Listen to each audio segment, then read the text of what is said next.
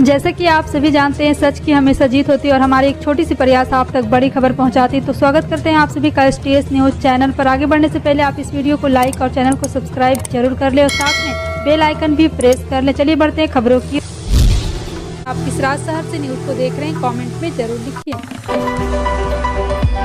बता दें, कांग्रेस को आखिरकार अपना नया अध्यक्ष मिल गया है। 80 साल के मल्लिकार्जुन खड़गे कांग्रेस के नए अध्यक्ष चुने गए हैं। खड़गे ने सीधे मुकाबले शशि थरूर को भारी मतों से हराया है। मल्लिकार्जुन खड़गे को 7,897 वोट मिले, जबकि शशि थरूर को महज 1,072 वोट मिले। अध्यक्ष चुनाव में कुल 9497 वोट पड़े और इस बार गांधी परिवार की तरफ से कोई भी सदस्य अध्यक्ष पद की रेस में शामिल नहीं था। ऐसा पिछले 24 साल में पहली बार हुआ है जब गांधी परिवार के बाहर का कोई नेता अध्यक्ष पद तक पहुंचा है। इससे पहले सीताराम केसरी ऐसे अध्यक्ष थे जो कांग्रेस के परिवार के नहीं थे।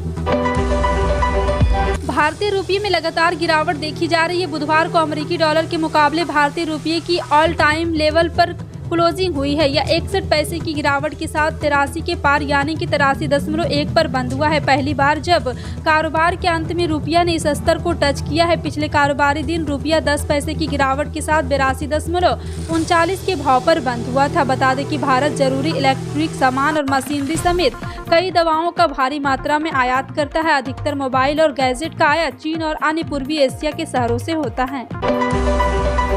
गुजरात के अडालज के त्रिमंदिर में मिशन स्कूल ऑफ एक्सीलेंस की शुरुआत करने पहुंचे पीएम मोदी ने कहा है कि गुजरात में 1 करोड़ से अधिक स्टूडेंट की अटेंडेंस होती है। उन्होंने कहा है कि गुजरात के 20,000 स्कूल शिक्षा के 5G दौर में प्रवेश करने जा रहा है। इस दौरान पीएम ने 5G के बारे में कहा है कि अगर मुझे इस टेक्नोलॉजी के गाँव की भाषा में समझाना हो तो मैं कहूँगा कि 4G साइकिल है तो 5G हवाई जहाज है। पीएम मोदी ने कहा है कि आज 5G स्मार्ट सुविधा, स्मार्ट क्लासरूम, स्मार्ट टीचिंग से आगे बढ़कर हमारी शिक्षा व्यवस्था को अगले स्तर पर ले जाएगा। Virtual reality, internet of thing की ताकत को भी स्कूलों में अनुभव किया जा सकेगा। 2 साल बाद हुए पंजाब यूनिवर्सिटी छात्र संघ चुनाव में आम आदमी पार्टी के छात्र संगठन छात्र युवा संघर्ष समिति ने नया इतिहास लिखा है। सिर्फ 1 माह पहले बनी CYSS के अध्यक्ष पद के उम्मीदवार आयुष खटकड़ ने 2712 वोट हासिल कर अपने प्रतिद्वंदी अखिल भारतीय विद्यार्थी परिषद के हरीश गुर्जर को 660 मतों से हराया है। हरियाणा के जींद निवासी आयुष खटकड़ किसान परिवार से संबंध रखते हैं। हरीश गुर्जर को 2052 वोट मिले हैं और इस चुनाव में national student union of Indian के गुरविंदर सिंह को 1582 वोट मिले। पटना हाईकोर्ट ने बिहार में लागू शराबबंदी कानून को लेकर नीतीश सरकार पर तीखी टिप्पणी की है। उच्च न्यायालय ने कहा है कि इस कानून से नए तरह के अपराध पैदा हो रहे। शराबबंदी को उसकी वास्तविक भावना से लागू नहीं किया गया। आधिकारिक शराब तस्करी को रोकने में लापरवाही बरत रहे, ये सरकारी मशीनरी की विफलता का परिणाम है। हाईकोर्ट ने इस मामले का मुख्य न्यायाधीश के समक्ष पेश करने का आदेश निबंध को दिया है ताकि इस पर वृहद रूप से सुनवाई की जा सके। न्यायमूर्ति पुनेंद्र सिंह की एक पीठ ने मंगलवार को जमानत के कई मामलों की सुनवाई के बाद अपने 20 पन्नों के आदेश में 8 बिंदुओं पर भी चर्चा की है। दिवाली के त्यौहार में अब हफ्ते भर से भी कम समय बचा हुआ। इस वक्त दिल्ली NCR में प्रदूषण का स्तर भी बढ़ जाता है। इससे निपटने के लिए दिल्ली सरकार 21 अक्टूबर से दिए जलाओ पटाखे नहीं मुहिम की शुरुआत कर रही। इस अभियान के तहत लोगों में जागरूकता लाने के लिए सरकार ने दिल्ली के दिल कनॉट प्लेस में 51,000 दिए जलाने का फैसला लिया है। दिल्ली में सर्दियों के दौरान बढ़ जाने वाले प्रदूषण से भी निपटने के लिए केजरीवाल सरकार ने 15 पॉइंट क्विंटर एक्शन प्लान लागू किया है। इसमें दिवाली से पटाखे जलाने से होने वाले प्रदूषण से निपटने के लिए कई कदम उठाए गए हैं। कोरोना एक बार फिर से डराने लगा है। नए मामले बढ़ने लगे हैं। मंगलवार को देश भर में कोरोना के 1946 नए मामले सामने आए, जबकि सोमवार को 1542 मामले सामने आए थे। यानी 24 घंटे में कोरोना के नए मामले 26% से ज्यादा बढ़ गए हैं। कोरोना के नए मामलों में फेस्टिवल सीजन में टेंशन बढ़ा दी है। 2 साल में फेस्टिवल सीजन के समय कोरोना हावी ही रहता था। इस बार थोड़ी राहत मिली थी, लेकिन अब एक बार फिर से मामले बढ़ने के बाद खतरा भी बढ़ने लगा है। फेस्टिव सीजन की वजह से बाजारों में जमकर भीड़ उमड़ रही। लोग बिना मास्क के ही खरीदारी करने में जुटे हैं। वहीं एक्सपर्ट मास्क पहनने की सलाह दी है। एक्सपर्ट का मानना है कि अभी खतरा नहीं है, लेकिन वह बाहर निकल रहे हैं तो मास्क पहनकर ही निकले। दिल्ली में पटाखों पर प्रतिबंध तो पहले ही लगा दिया गया था। अब सरकार ने एक और फरमान जारी कर जुर्माने का भी ऐलान कर दिया है। अगर राजधानी में कोई भी शख्स पटाखे फोड़ता पाया गया तो उस पर 200 रुपये का जुर्माना लगेगा, वहीं उस 6 महीने जेल भी काटना पड़ सकता है। दिल्ली के पर्यावरण मंत्री गोपाल राय ने प्रेस कॉन्फ्रेंस कर ये जानकारी दी। उन्होंने कहा कि पटाखों को खरीदने और उन्हें फोड़ने पर 200 रुपये का जुर्माना लगेगा, 6 महीने की जेल की सजा भी होगी। वहीं जो भी पटाखों की स्टोरेज करेगा, उनकी बिक्री में शामिल होगा, उन पर भी 5000 रुपये का जुर्माना और 3 साल की जेल होगी।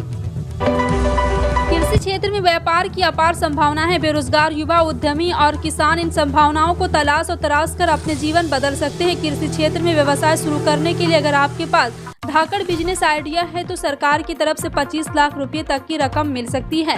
हरियाणा सरकार चौधरी चरण सिंह हरियाणा कृषि विश्वविद्यालय से जुड़कर किसानों को ये सुविधा मुहैया करा रहे। इसके मुख्य उद्देश्य युवा व किसानों के कृषि व कृषि से संबंधित कौशल व उनके नवाचारों को निखारना है। इसके लिए किसान HU की वेबसाइट पर 31 अक्टूबर 2022 तक आवेदन कर सकते हैं। भारत और रूस से सस्ते दामों पर कच्चा तेल आयात कर रहा है। ये बात लगातार अमेरिका, यूरोपीय यूनियन के देशों को खल रहा। ये देश रूसी तेल पर प्राइस कैप लगाने के लिए भारत पर दबाव भी बना रहा है। माना जा रहा है कि रूस के क्रूड ऑयल पर प्राइस कैप लगाया गया तो रूस को कच्चा तेल बेचने पर जो मुनाफा हो रहा है उसमें कमी भी आएगी। अमेरिका और यूरोपीय देश के प्रतिबंध के बावजूद भारत और चीन लगातार रूस से तेल आयात कर रहे हैं, जिससे प्रतिबंध का कोई असर नहीं पड़ा है। रूस से तेल जो पहले यूरोपीय देशों में पाया जाता था वो भारत और चीन जैसे देश कम दामों पर आयात कर रहे हैं। सुप्रीम कोर्ट के पूर्व जस्टिस अशोक कुमार गांगुली ने हिजाब पर प्रतिबंध लगाने और सुप्रीम कोर्ट में इस मामले की कार्रवाई को लेकर चिंता व्यक्त की है। उन्होंने हाल ही में कहा है कि कोलकाता में एक समारोह को संबोधित करते हुए कहा कि सुप्रीम कोर्ट में हिजाब बैन की बहस अनावश्यक है और शिक्षण संस्थानों में हिजाब पर प्रतिबंध अलोकतांत्रिक और असंवैधानिक है। जी हां, आपको बता दें कि एक बार फिर से उन्होंने कहा है कि भारत एक धर्मनिरपेक्ष देश है। यहाँ संविधान सभी धर्मों और भाषाओं के लोगों को सम्मान अधिकार प्रदान करता है। स्पाइस जेट ने अपने पायलटों को दिवाली में बड़ा तोहफा दिया है। विमान कंपनी ने पायलटों की सैलरी स्ट्रक्चर में बदलाव करते हुए उनकी मासिक सैलरी में इजाफा करने की घोषणा की है। बता दें कि अब पायलटों को हर महीने 80 घंटे की फ्लाइट के लिए 7 लाख रुपए का भुगतान किया जाएगा। सैलरी में बढ़ोतरी 2 नवंबर 2022 से लागू की जाएगी। गौरतलब है कि स्पाइस जेट ने पिछले महीने अपनी आर्थिक हालात का हवाला देते हुए अपने 80 पायलटों को बिना वेतन यानी कि लीव विदाउट पे पर भेज दिया था। नरेंद्र मोदी ने गांधीनगर के अडलाज मिशन स्कूल ऑफ एक्सीलेंस इस मौके पर आधिकारिक बयान दिया है। जी हां, उन्होंने कहा है कि केंद्र सरकार ने पूरे देश में 14,500 से अधिक PM स्कूल बनाने का फैसला किया है। ये स्कूल पूरे देश में नई नेशनल एजुकेशन पॉलिसी के लिए मॉडल स्कूल होंगे। बीते 2 दशकों में गुजरात में शिक्षा के क्षेत्र में जो परिवर्तन आया है वो अभूतपूर्व है। 20 साल पहले गुजरात में 100 से 20 बच्चे स्कूल ही नहीं जाते थे और जो बच्चे जाते थे उनमें से कई बच्चे 8वीं तक पहुंचते स्कूल ही छोड़ देते। बेटियों की स्थिति तो और खराब थी। PM मोदी ने कहा है कि नई राष्ट्रीय शिक्षा नीति गुलामी की मानसिकता से देश को बाहर निकालकर टैलेंट को, इनोवेशन को निखारने का प्रयास है। फसल अवशेष प्रबंधन के मुद्दों पर राज्यों के साथ आज केंद्र की मंत्री स्तरीय अंतर मंत्रालय बैठक का आयोजन किया गया। इस बैठक की अध्यक्षता केंद्रीय कृषि एवं किसान कल्याण मंत्री नरेंद्र सिंह तोमर ने की। इस दौरान उनके साथ वन और जलवायु परिवर्तन मंत्री भूपेंद्र यादव एवं केंद्रीय मत्स्य पालन, पशुपालन और डेयरी मंत्री पुरुषोत्तम रूपाला भी मौजूद रहे। बैठक में पराली जलाने से रोकने को लेकर तीनों मंत्रियों ने अत्यधिक गंभीरता पूर्वक राज्य के साथ विचार विमर्श किया। इस दौरान नरेंद्र सिंह तोमर ने कहा है कि संबंध में प्रभावित जिलों में संबंधित राज्य सरकार द्वारा कलेक्टरों की जवाबदेही तय करने की जरूरत है। फैजाबाद जिले से लेकर रेलवे स्टेशन का नाम बदला जा चुका है। अब फैजाबाद कैंट का नाम भी बदल दिया गया और अब यह इलाका फैजाबाद कैंट की जगह अयोध्या कैंट के नाम से जाना जाएगा। ऐसा पहली बार नहीं है कि उत्तर प्रदेश में किसी स्थान का नाम बदला गया।